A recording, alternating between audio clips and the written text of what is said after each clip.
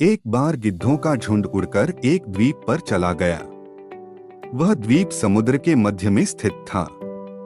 वहां बहुत सारी मछलियां, मेंढक और समुद्री जीव थे, इसलिए वहां पर गिद्धों के लिए खाने पीने की कोई कमी नहीं थी। सबसे अच्छी बात यह थी कि वहां कोई जंगली जानवर जो कि गिद्ध का शिकार करे वैसा कोई जंगली जानवर नहीं था। वहां गिद्ध बहुत प्रसन्न थे। इतनी आरामदायक जिंदगी उन्होंने पहले कभी नहीं देखी थी। उस झुंड में ज्यादातर गिद्ध युवा थे।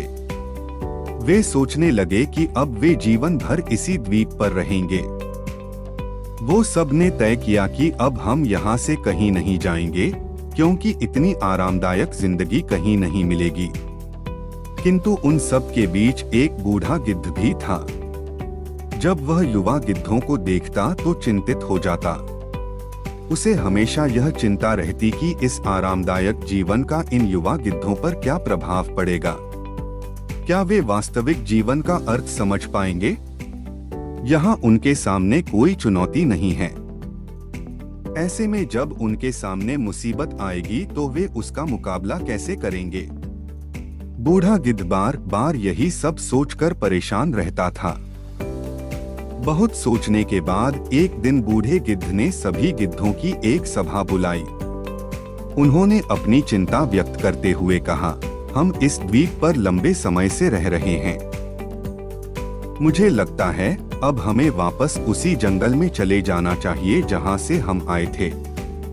यहाँ हम चुनौती रहित जीवन जी रहे हैं। ऐसे में हम कभी भी परेशानी के लिए तैयार नहीं होंगे। युवा गिद्धों ने उसकी बात नहीं सुनी। उन सभी युवा गिद्धों को लगा कि बढ़ती उम्र के साथ इस बूढ़े गिद्ध के दिमाग ने काम करना बंद कर दिया है, इसलिए वो ये सब बकवास कर रहा है।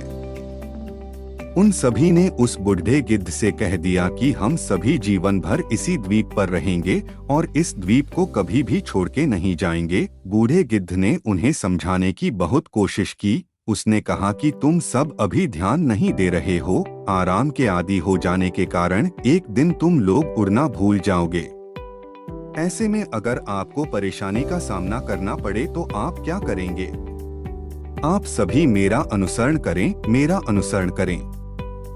चलो उसी जंगल में चलते हैं। ये बेहद आरामदायक जिंदगी पूरी जिंदगी के लिए अच्छी नहीं है। लेकिन किसी ने बूढ़े गिद्ध की बात नहीं मानी। बूढ़ा गिद्ध अकेला ही वहां से चला गया और उड़कर वापस उसी जंगल में चला गया। कुछ महीने बीत गए। एक दिन बूढ़े गिद्ध ने द्वीप पर गिद्धों को खोजने और द्वीप पर उड़ने के बारे में सोचा।